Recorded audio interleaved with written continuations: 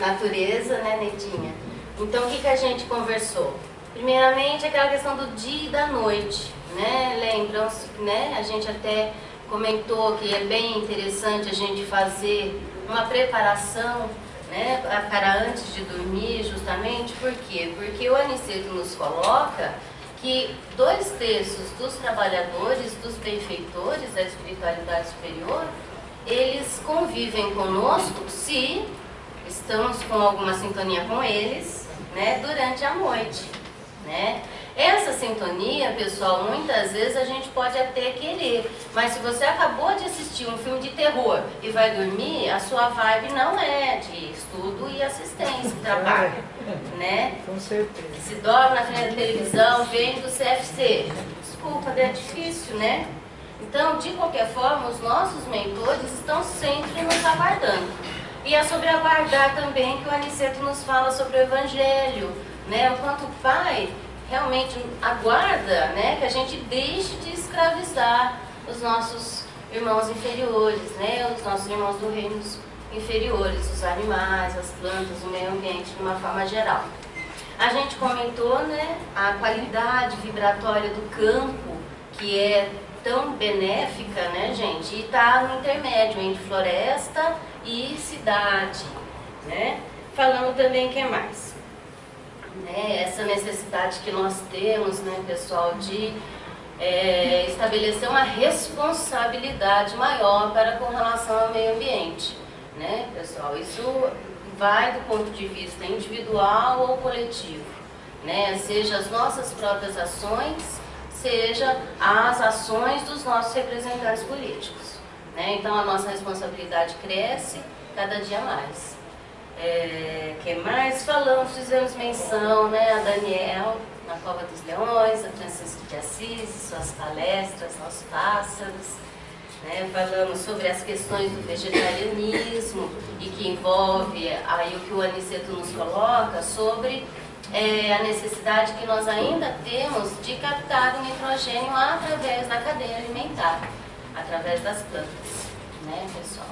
Então, sobre isso, há muito assunto, viu, pessoal? Cada item desse, a gente poderia desdobrar, assim, por muitas e muitas horas, porque assunto tem. Mas a gente vai focar aqui no que o André Luiz realmente quis dar de foco, né? A gente mencionou a questão da raiva, porque a gente tem aquele episódio do carroceiro que bateu tanto no burrinho que lhe deu um coice, lembram disso? Né? Então, a gente comentou um pouco sobre a raiva, sobre a cólera, né?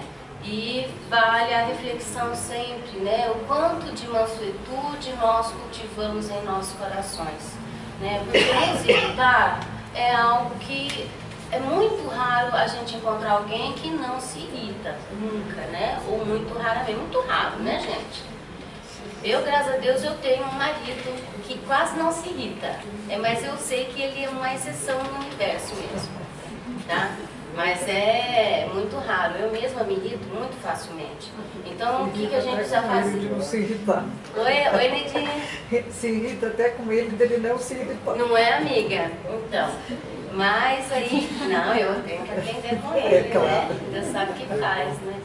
Então, o que a gente sempre tem que saber, por que eu me irrito, o que me irrita, né? Aí a gente também, só esse assunto, pessoal, também dá semanas e semanas de conversa, né? Então, aí o Evangelho já falamos, a gente pode até dar uma retomada. Eu trouxe esse slide só para a gente dar uma retomadinha na questão dos doentes, que a gente até comentou, né? Comentou, na verdade, não comentamos. Eu trouxe uma imagem, como é falado sobre os reinos inferiores, né? Então eu trouxe só para a gente lembrar. Foi uma palestrinha que falava sobre as várias moradas na casa do Pai. Vocês estão lembrados? Né? Então, vamos lembrar, né, gente? Do que a gente conhece nessa evolução que nós vivemos. Começamos no mineral, passamos pelo reino vegetal, passamos pelo reino animal e estamos no reino hominal. Da passagem do reino animal para o reino hominal, nós temos essas primeiras classes que o Allan Kardec nos traz no Livro dos Espíritos. sobre a classificação dos espíritos, né? E nós temos o que? Na terceira ordem, né? Os espíritos, nós temos 5 classes, são os espíritos impuros, levianos, pseudo-sábios, neutros e perturbadores, né? As últimas classes, que são, né, a 10ª e 9ª classe, são justamente desses espíritos que estão mais ligados ao reino inferior, né? E o que o Kardec vai nos colocar aqui da resposta dos espíritos, né? A questão 103, pessoal, né? Eu trago a 9ª classe, tá? Pra gente fazer uma revisão rapidinha. São ignorantes, travessos, irrefletidos, zombeteiros, metem-se em tudo, a tudo respondem, sem se incomodarem com a verdade. Gostam de causar pequenos desgostos e ligeiras alegrias, de aborrecer, de induzir maliciosamente em erro, por meio de mistificações e despertezas. A essa classe pertencem os espíritos vulgarmente tratados de doentes, trasgos, gnomos, diabretes. Acham-se sob a dependência dos espíritos superiores, que muitas vezes os empregam, como fazemos com os nossos servidores. Em suas comunicações com os homens, a linguagem de que se servem é por vezes espirituosa e faceta, mas quase sempre sem profundidade. Exploram as falhas e o lado ridículo dos homens e das coisas, comentando-os em traços mordazes e satíricos. Se tomam nomes supostos, geralmente é mais por malícia do que por maldade. Então a gente tem essa classificação, né, pessoal? E sabemos muito mais? Não sabemos, né? Ainda não sabemos, né? E por que será? Né? A gente tem dificuldade, né, num geral, nós, humanidade, ainda em tratar bem, em respeitar, em tratar com dignidade os pets, né? Muitas vezes a gente vê tantos maus tratos com animais domésticos e são tão mais próximos. Será que somos responsáveis por ter mais conhecimento a respeito desses? De repente não, né? Então, é muito interessante, mas infelizmente a gente sabe um pouco. Outra dúvida que surgiu foi sobre o rapto ou sequestro da amígdala, ou da hipófise, né? Que eu comentei muito rapidinho a respeito da raiva, e vieram me perguntar também. Né? É um mecanismo, pessoal, de luta e fuga, né? Quando nós nos sentimos ameaçados, esse mecanismo que é milenar, né? Ele é acionado e ele faz com que a parte de raciocínio do córtex ele fique mitigado, ele fique apagado, né? Acendem-se só mecanismo de luta e de fuga, né? E luta e fuga, a gente vai precisar de raiva. Então é aí que vem a raiva, né? E a gente não controla o pensamento, daí fala o que não quer, faz o que não quer, depois repete, né? Então até a gente viu, a Suzana deu pra gente algumas dicas de respiração, exercício e autoobservação, né, pessoal? De forma íntima. Sem isso, não tem jeito. A gente pode aproveitar aquela 1 horinha antes de dormir pra gente entrar em sintonia com a espiritualidade superior, né, e fazer aquilo, né, que Santo Agostinho nos pede, na questão, acho que é 919A do Livro dos Espíritos, que é refletir onde nós erramos, né? Se nós nos irritamos, por quê? O que fez eu me irritar? Por quê? Né? A gente geralmente se irrita no outro com o que precisa ser resolvido em nós, viu, gente? Isso é batata, tá? Então, por exemplo, eu ficava muito irritada quando eu estava com pressa na rua, no metrô, e as pessoas andando devagarzinho, né? Então, eu ficava, mas por quê? Porque eu tenho disso. Quando eu quero ir devagar. Quando eu quero ir rápido. Quero que sempre seja do meu jeito. Se eu não aceitar isso, eu não me reformo, gente, né? Então, tem que ter essa conversa consigo mesmo todos os dias, né? E essa disposição de aceitar-se, amar-se, sem o que nós não amamos o outro. E nós temos dificuldades até com a benevolência mais superficial que a gente se propõe. tá, pessoal? Então vamos lá ao capítulo 43, que vai discutir os preparativos para a reunião que vai acontecer na casa da Dona Isabel, né? Justamente naquele salão que o filho queria vender, estão lembrados? Então, vamos lá. Os 2 capítulos não são muito grandes não, tá, gente? Eu me ative bem, né? Não vou fazer grandes desdobramentos, né? Porque eu realmente quis fazer essa revisãozinha com vocês. E no final também, se não houver perguntas, eu trouxe algumas, tá? Pra gente dialogar. Então, o Aniceto vai nos colocando. Realizar uma sessão de trabalhos espirituais eficientes não é coisa simples. Quando encontramos companheiros encarnados, entregues ao serviço com devotamento e bom ânimo, isentos de preocupação, de experiências maçãs e inquietações injustificáveis, mobilizamos grandes recursos a favor do êxito necessário. Claro que não podemos auxiliar atividades infantis neste terreno. Quem não deseja cuidar de semelhantes obrigações com a seriedade devida, poderá esperar fatalmente pelos espíritos menos sérios, porquanto a morte física não significa renovação para quem não procurou renovar-se. Onde se reúnam almas levianas, aí estará igualmente a leviandade. No caso de Isabel, porém, há que lhe auxiliar o esforço edificante. Em todos os setores evolutivos, é natural que o trabalhador sincero e eficiente receba recursos sempre mais vastos. Onde se encontre a atividade do bem, permanecerá a colaboração espiritual de ordem superior. Então a gente sabe, né, gente? A gente quer fazer o bem, a gente vai ter ajuda. A gente quer fazer o mal, vai ter ajuda. Né? Tudo depende da nossa disposição e da nossa sintonia. Né? Isso é muito importante. Né? Então aí o Aniceto vai desenrolando, depois dessa introdução, a respeito de todos os preparativos. E uma delas que é observada são essas longas faixas fluídicas. Então ele continua. Esses amigos estão promovendo a obra de preservação e vigilância. Serão trazidas aos trabalhos de hoje algumas dezenas de sofredores e torna-se imprescindível limitar-lhes a zona de influenciação neste templo familiar. Para isso, nossos companheiros preparam as necessárias divisões magnéticas. Observei admirado que eles magnetizavam o próprio ar.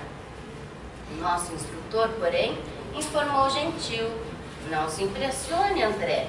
Em nossos serviços, o magnetismo é força preponderante. Somos compelidos a movimentá-lo em grande escala. E aqui, essa questão fundamental, divisões magnéticas.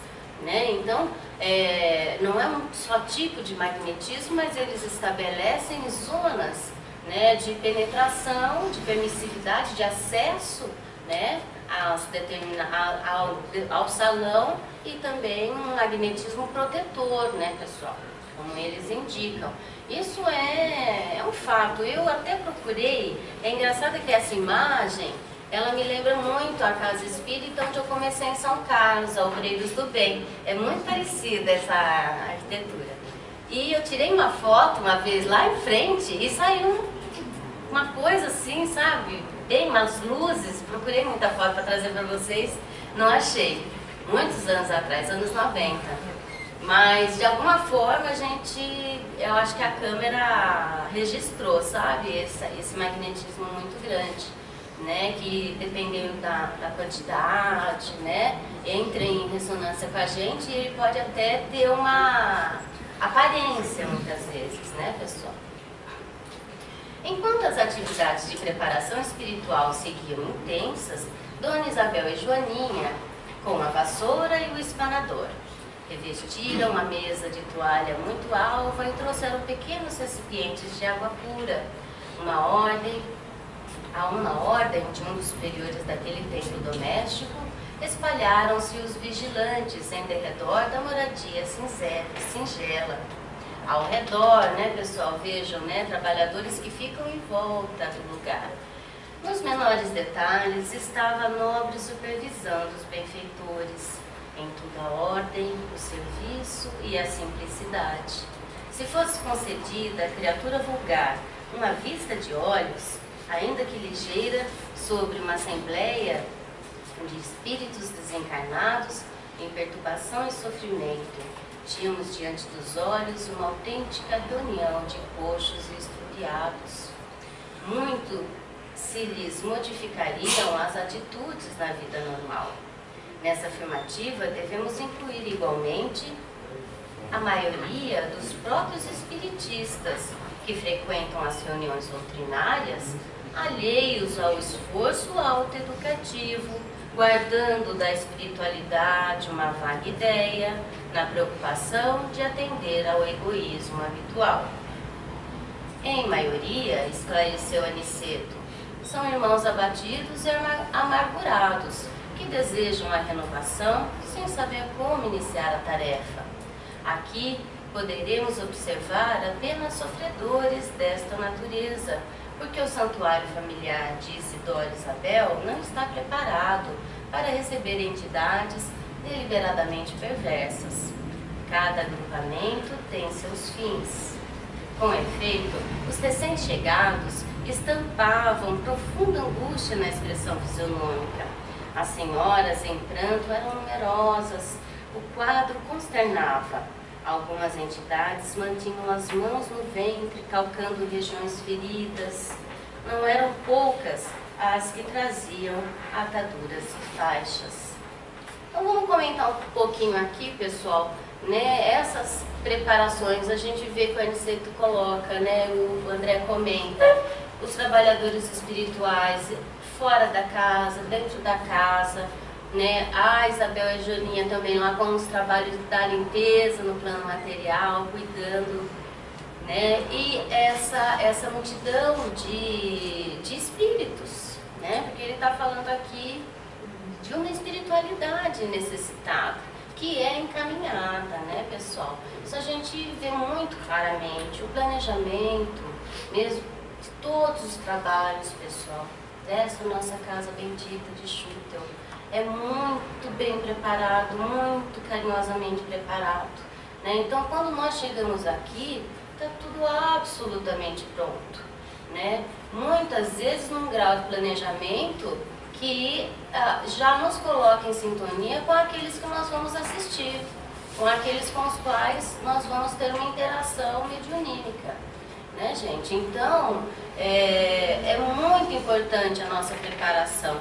E essa preparação, pessoal, ela não é só não comer carne, não fumar, não xingar, né? Não é só o que sai da boca, né? Nem só o que entra da boca.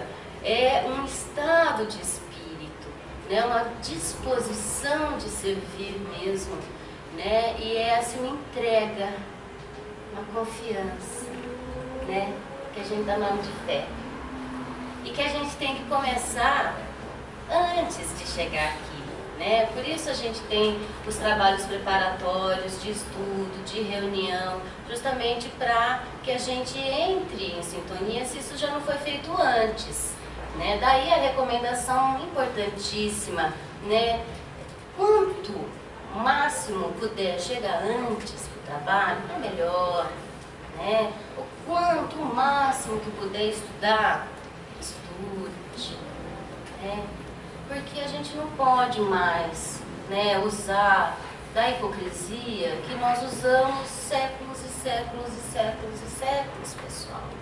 De acreditar que só de ir para algum templo a gente consegue algum grau de religação.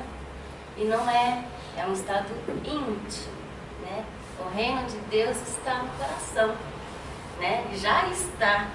Deus está aqui, nós estamos mergulhados nele. Nos falta percepção, nos falta sintonia, que é necessário cultivar minuto a minuto, né? Minuto a minuto, né, gente?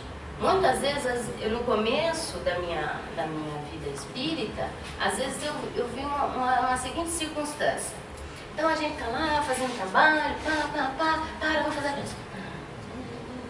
sabe? Não é, né, gente? Não é ficar muito, não é isso, né? Não é forma, é sentimento, é puro sentimento.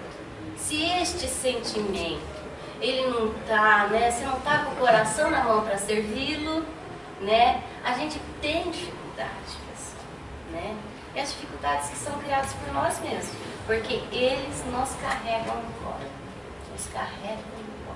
né? Então, aí um puxãozinho de orelha, né? Todo mundo, inclusive para mim, eu também, né, tenho muita indisciplina, então é algo que a gente conta com os amigos até para nos disciplinar, né? Eu sempre falo, né, não me puxa a orelha, né? Se eu faltar, já falei isso pro Valtinho, já falei com um monte de gente, me puxa a orelha, né? Porque tem dificuldades, né? A gente tem que aceitar, né, gente? E aqui André Luiz, Emmanuel, eles vão dar várias vezes, vão puxar a nossa orelha, vão nos exortar, e nós precisamos aceitar isso, né? Aceitar, rever e reconstruir posturas novas com um novo paradigma. Vamos continuar com Aniceto.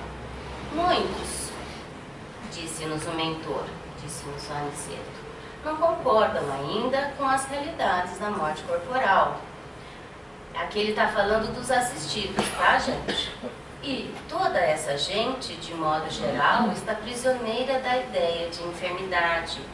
Existem pessoas, e vocês, como médicos, nós terão conhecido largamente, que cultivam as moléstias com verdadeira volúpia. Às vezes, no fundo, são boas almas, dedicadas aos parentes do sangue e aproveitáveis na esfera restrita de entendimento a que se recorrem. Mas, no entanto, carregadas de viciação mental por muitos séculos consecutivos. Demoramos-nos todos a escapar da velha concha do individualismo. A visão da universalidade custa preço alto e nem sempre estamos dispostos a pagá-lo. Não queremos renunciar ao gosto antigo, fugimos aos sacrifícios louváveis. Nessas circunstâncias, o mundo que prevalece para a alma desencarnada, por longo tempo, é o reino pessoal das criações inferiores, né? Das criações que eles mesmos têm, né, gente? Então, nós vemos esse tipo de postura, meus irmãos, seja nos irmãos em espírito que nós assistimos, seja nos irmãos encarnados, né? Então, tem diferença não, né? É nós, né? Ainda temos muita dificuldade, né, em aceitar, né, as nossas mazelas. Às vezes a gente se agarra a uma doença sem querer e se vitimiza, gosta daquela vitimização, tá doente, né? De repente é um negócio que está na nossa cuca, que uma carência afetiva, né, que nos coloca naquela posição de, olha, quando estou doente eu sou amada, então vou ficar doente. Às vezes é isso, tá, gente? Lá no fundinho, tá? Ficar focando bem, você chega, tá? Às vezes a gente não aceita, né, pessoal, que a gente faz isso, que a gente se acha. Não podemos, né? A gente não podemos. A gente tem que ter sempre uma visão sobre nós mesmos de que nós estamos escondendo esses cadáveres no nosso guarda-roupa, né? A gente sempre tá. Porque é bonita a gente, né, se ver egoísta, orgulhosa, né? Não é. É chato, né? A gente fica, oh, achei que fosse... Não sou. E agora, né? Não, bom ânimo, né? Só de reconhecer já é um passo para largar essa vibe, né, gente? Então vamos para o próximo capítulo. Ele é desdobramento, tá? Pura continuação, ele vai dar o nome de assistência e é a própria reunião. O André Luiz vai focar sobre os atendimentos que ele deu e a postura que aconteceu com ele, o que ele sentiu. É muito bacana. Então vamos lá, pessoal. Entendeu-se Aniceto com Isidoro e falou resoluto. Mãos à obra, distribuamos alguns passes de reconforto. Mas, objetei, estarei preparado para trabalho desta natureza? Por que não? Indagou o instrutor em voz firme. Toda competência e especialização no mundo, nos setores de serviço, constituem o desenvolvimento da boa vontade. Bastam o sincero propósito de cooperação e noção de responsabilidade para que sejamos iniciados com êxito em qualquer trabalho novo. Recordei Narcisa, o André conta, né? A dedicada irmã dos infortunados, que permanecia em nosso lar, quase sempre sem repouso, como prisioneira do sacrifício. Pareceu-me ainda ouvir-lhe a voz fraterna e carinhosa: André, meu amigo, nunca te negues, quanto possível, a auxiliar os que sofrem.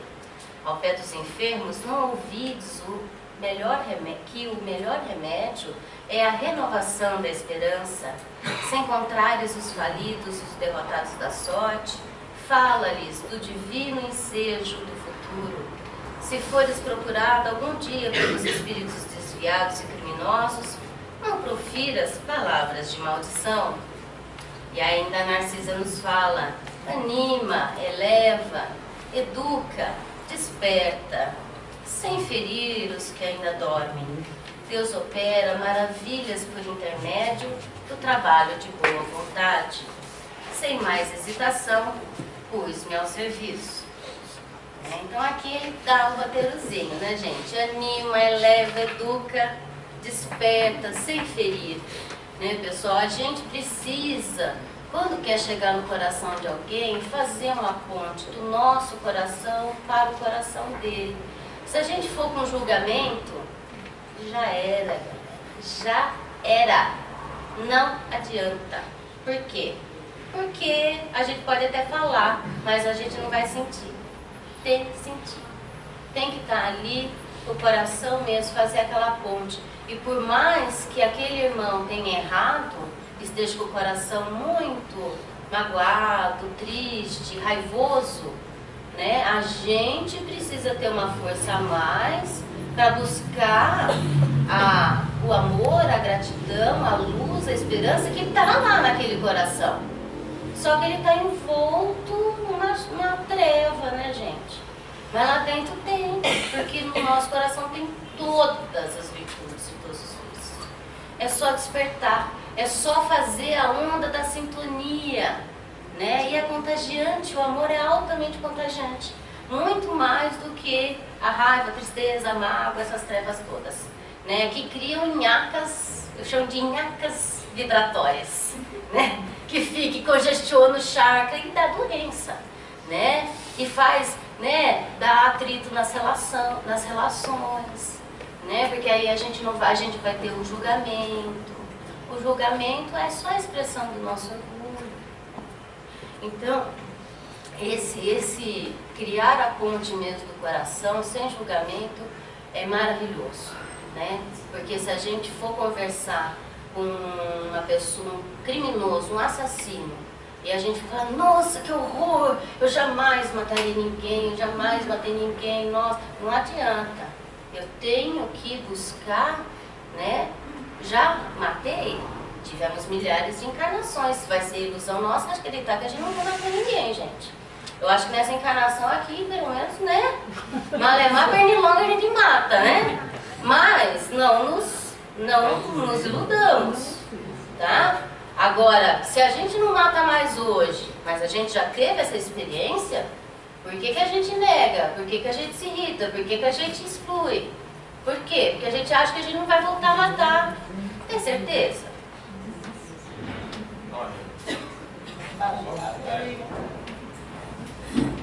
Aprendi com o Dr. Marcelo Fortes Barbosa que o único crime que nenhum de nós está isento de um dia poder cometer é o homicídio.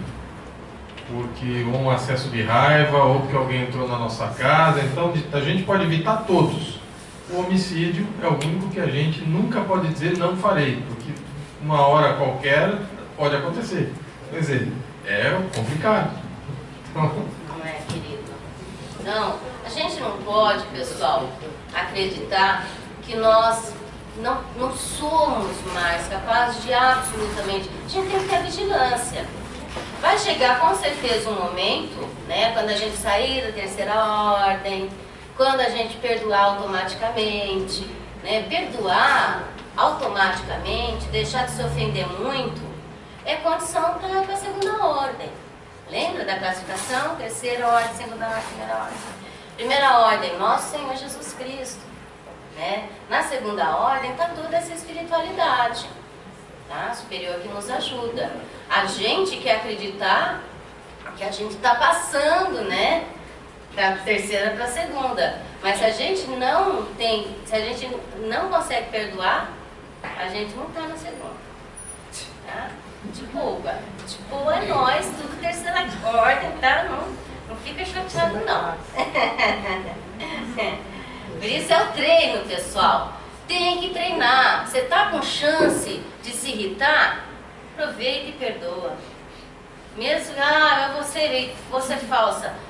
Vai falsa mesmo. Na segunda, sabe? Perdoa. Na terceira, perdoa. A gente tem a coisa da maledicência, né? Muito demais. Então, dá aquela vontade louca de fazer aquela fofoca, mas eu vou ficar pensando. Fica pensando, mas pelo menos não fala. Né? Então, você parou de falar 10 vezes por dia mal, você vai perceber. Semana que vem você fala só 8 vezes. Semana que vem, na outra, 4 vezes. Chega uma hora que você só pensa mal. Chega uma hora que você não pensa mais mal. Chega uma hora que você ama e perdoa de boa. Quanto tempo demora? Cada um faz o seu tempo, né? Todo mundo faz o seu próprio tempo. Nós temos o caminho, a verdade e a vida nos indicando uma evolução em linha reta. É segui-lo. A gente já sabe, só precisa seguir. São esforços fáceis, exatamente.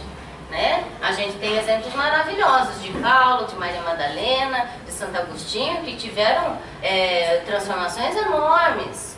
Né? O que o Livro dos Espíritos nos diz é que nós não temos vontade, a gente sente prazer, né, ainda com as nossas vinhacas trevosas.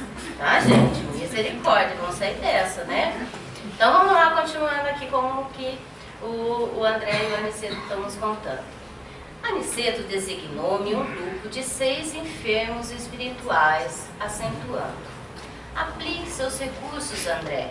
Com a nossa colaboração, os amigos em tarefa nessa casa poderão atender a responsabilidades diferentes e também imperiosas. Os mais apegados trabalhadores do bem rejubilem-se pela exemplificação nas lutas comuns e edifiquem-se no Senhor Jesus, porque nenhuma de suas manifestações fica perdida no espaço e no tempo.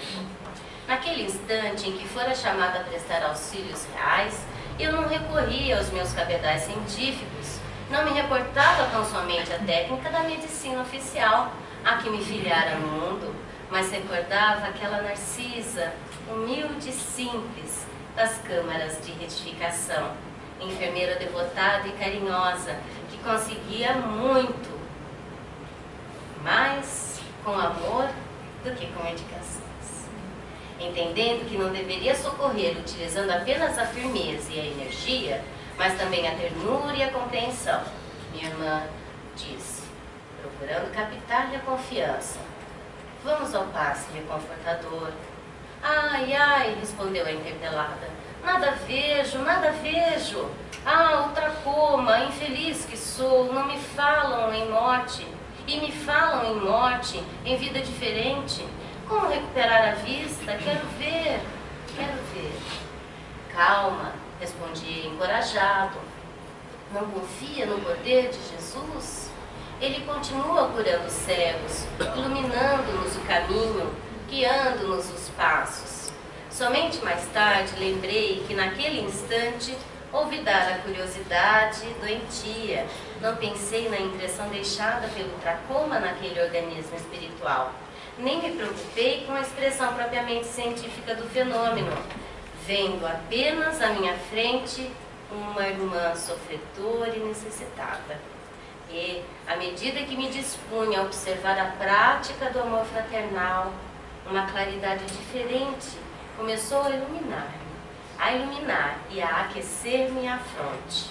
Lembrando a influência divina de Jesus, iniciei o passe de alívio sobre os olhos da pobre mulher, reparando que a enorme placa de sombra, aqui a nhaca vibratória, placa de sombra, lhe pesava na fronte, pronunciando palavras de animação, as quais ligava a melhor essência das minhas intenções.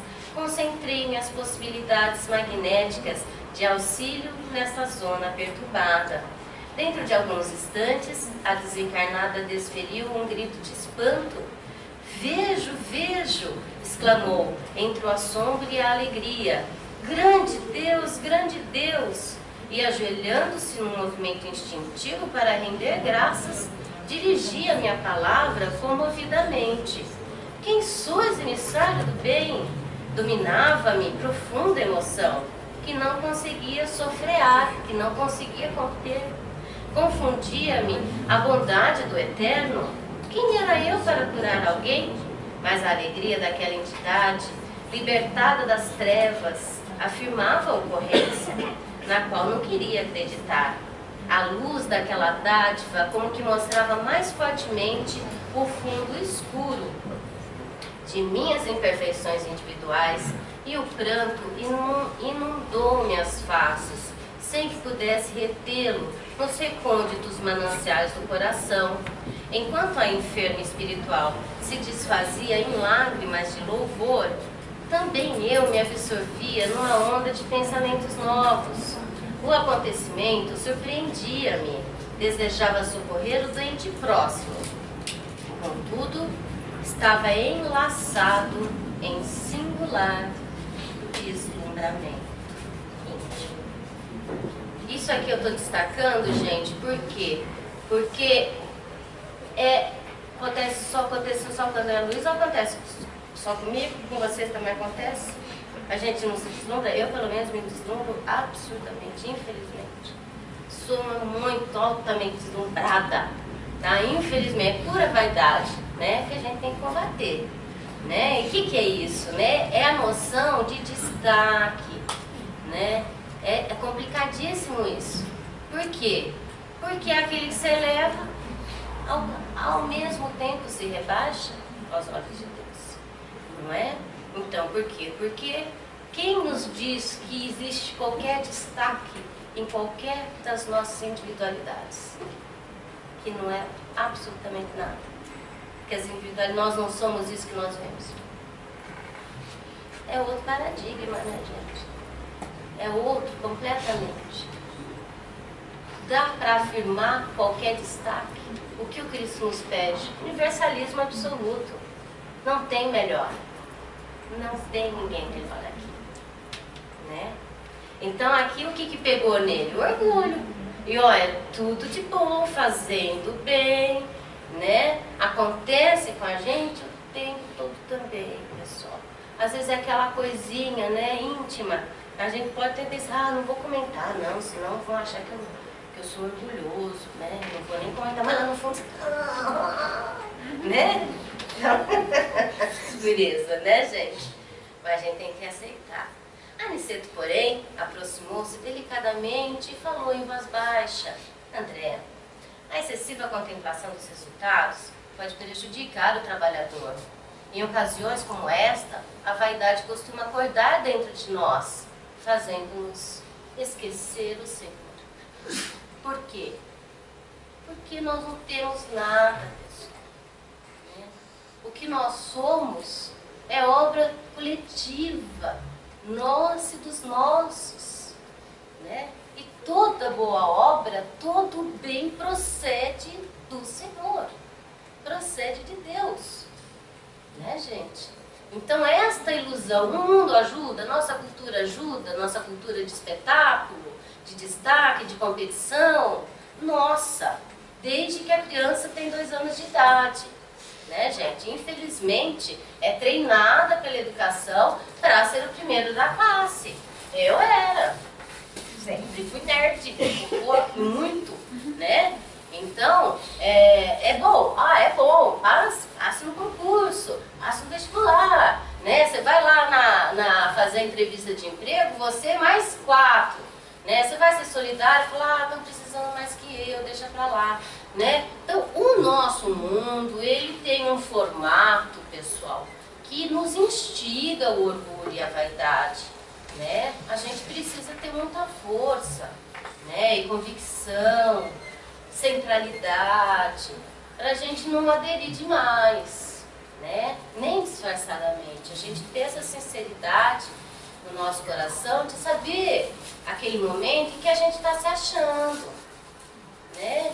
Aquele momento que a gente acha que não é de Deus que está vindo, é nosso. Não é nosso. Não temos nada, nada. Tudo provém de Deus.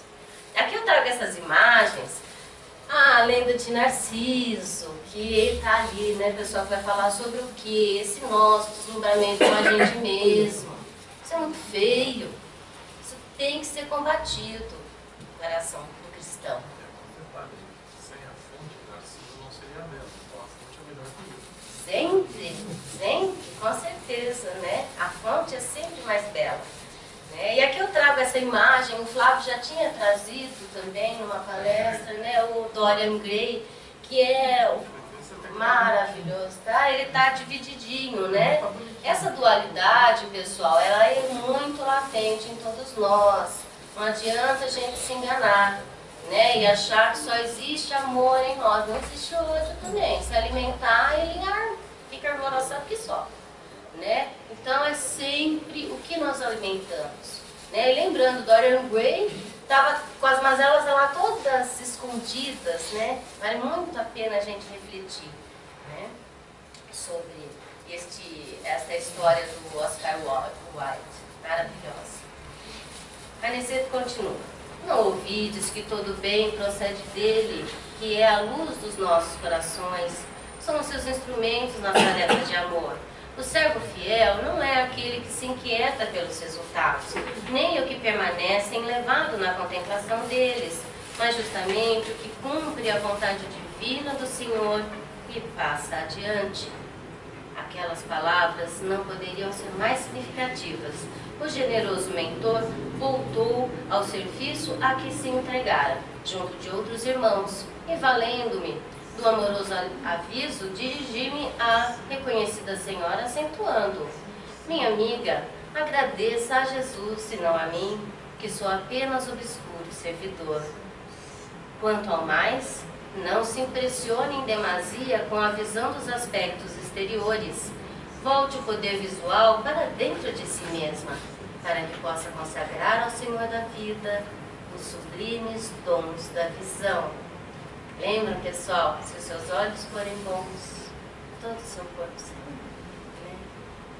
Notei que a ouvinte se surpreendia com as minhas palavras, que lhe pareceram talvez inoportunas e transcendentes, mas novamente firme na compreensão do dever, acerquei-me do enfermo próximo.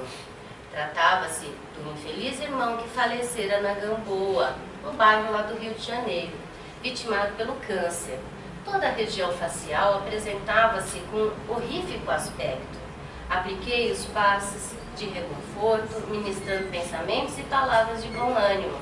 E reparei que o pobrezinho se sentia tomado de considerável melhora. Prometi-lhe interesse amigo a fim de internar-se em alguma casa espiritual de tratamento, recomendando que preparasse a vida mental para acolher semelhante benefício oportunamente.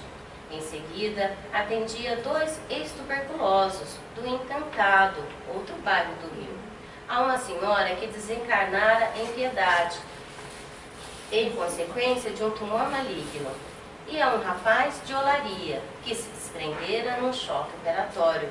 Nenhum destes 4 últimos, contudo, manifestou qualquer alívio. Persistiam as mesmas indisposições orgânicas, os mesmos fenômenos psíquicos de sofrimento. Terminada a tarefa que me fora cometida, reuni-me ao nosso instrutor e Vicente, que me esperavam a um canto da sala. As atividades de assistência, exclamou Aniceto cuidadoso, se processam conforme observam aqui. Alguns se sentem curados, outros acusam melhoras e a maioria parece continuar impermeável ao serviço de auxílio. O que nos deve interessar, todavia, é a semeadura do bem, a germinação, o desenvolvimento, a flor e o fruto pertencem ao Senhor. A gente às vezes se apega, né, pessoal, justamente pela mesma razão que a gente se ofende com a ingratidão. A gente precisa de recompensa, é uma necessidade que a gente precisa perder, né? As recompensas. É uma luta anticultural? Sim, né? Sim. Por quê? Porque desde a infância, né, eu vou comer a sobremesa porque eu comi bife, né? Eu vou ganhar um bom salário se eu fizer uma boa faculdade, tiver muito. Sempre na base das recompensas, das trocas, né? Não é esta a lógica da lei de Deus, tá? Infelizmente, é a lógica da cooperação e do sacrifício e não da competição e do interesse próprio. É uma luta? É uma luta, pessoal. É possível? É mais que possível. É urgente. Vicente, que se mostrava fortemente impressionado, observou o número de entidades perturbadas, espanta, vê-las em diversos graus de desequilíbrio, desde nosso lar até a crosta. Aniceto sorriu e falou em tom grave: devemos esmagadora porcentagem desses padecimentos à falta de educação religiosa.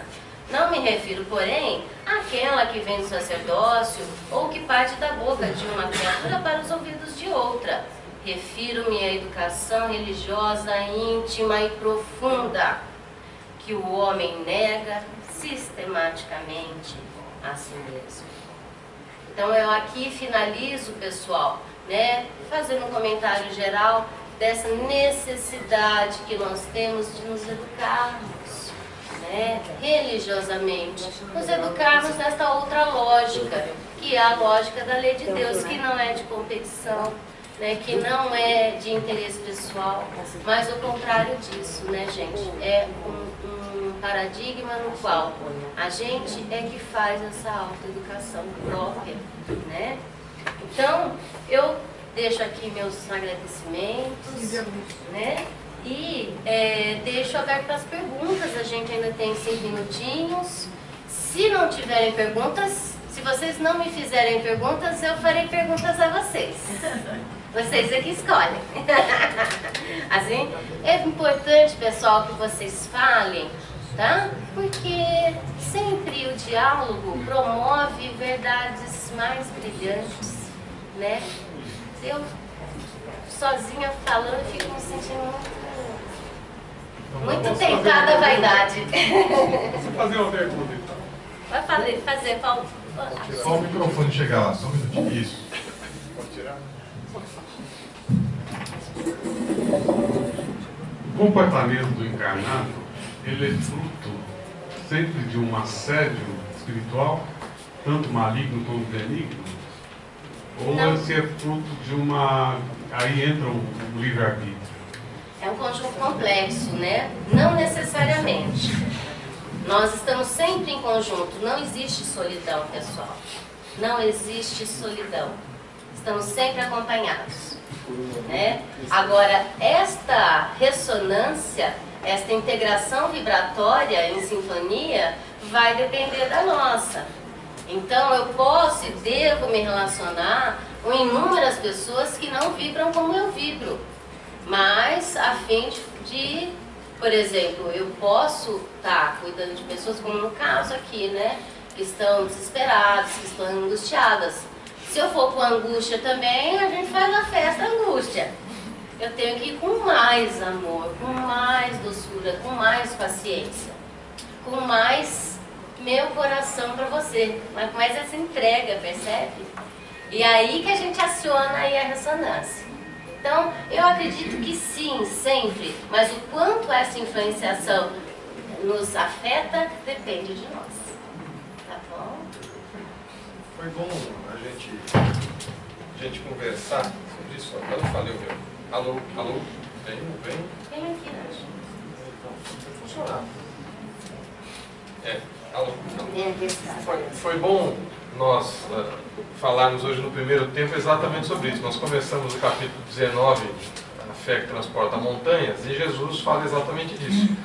Nós tivemos o exemplo aqui do livro. Por que os outros espíritos permaneceram no estado em que se encontravam? Porque eles não tinham fé suficiente para receberem os benefícios que estavam ali, os outros espíritos passando a eles. Uma pessoa sim, né? Outros não. Então isso depende muito de nós.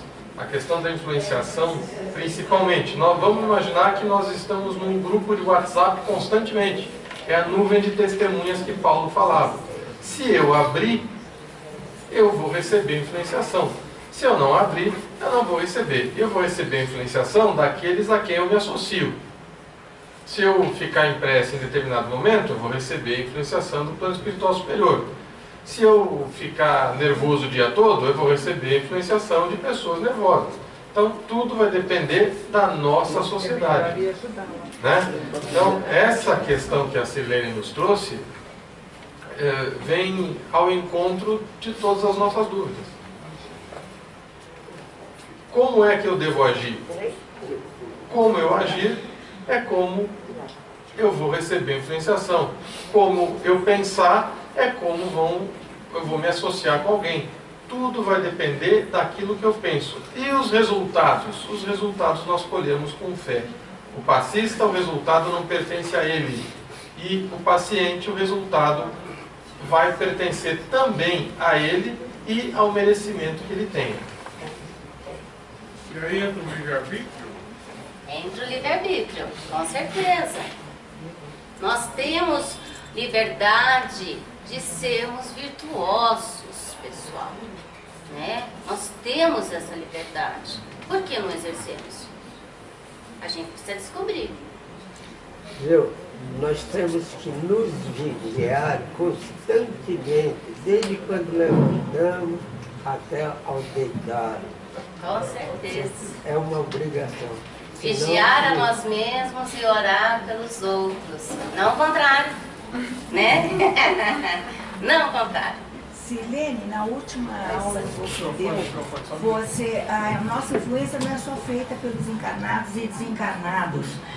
Encarnados e encarnados, desencarnados nos encarnados, mas também você fez referência à atmosfera da natureza. Lembra da floresta? Quando você entra numa floresta densa, a atmosfera é diferente. Então, a natureza também, ela interfere todo o tempo na nossa captação. Misericórdia do Pai, pessoal. Olha o planeta que nós temos. A cada linha de qualquer livro de ciência, de filosofia ou de religião que a gente encontre, a gente vai encontrar a chance de louvar a Deus. Com muita razão, porque é impressionante o que Ele faz, o que Ele fez por nós. Né, gente? Esse reconhecimento e essa integração é fundamental. A nossa integração amorosa com a natureza, ela vai se refletir na nossa saúde, porque nós somos um ecossistema, né, gente? Então isso é muito importante, né? Esse autocuidado, né? Nós fazemos parte de muitas constelações psíquicas, né, pessoal? Nós temos várias famílias, nós aqui somos uma família, né? E nós estamos totalmente constelados. Então, o que ocorre com um de nós vai afetar todo o resto. E o quanto nós crescemos, nós levamos quem está com dificuldade de crescer. É assim, porque alguém está nos carregando, nos levando, e a gente está segurando alguém. Não entra por essa porta estreita com mãos vazias, está sempre pegar, levar para um, carregar para outro. Quando nós estivermos conscientes de todos esses caminhos, com certeza nós estamos alimentando todos aqueles que estão precisando desse caminho. É esse que tem que chegar. Com certeza. Com certeza. Recados? Avisos. Chegou a sessão avisos. Bom, o primeiro deles é que semana que vem não haverá trabalhos em razão do dia de finados. Então, quinta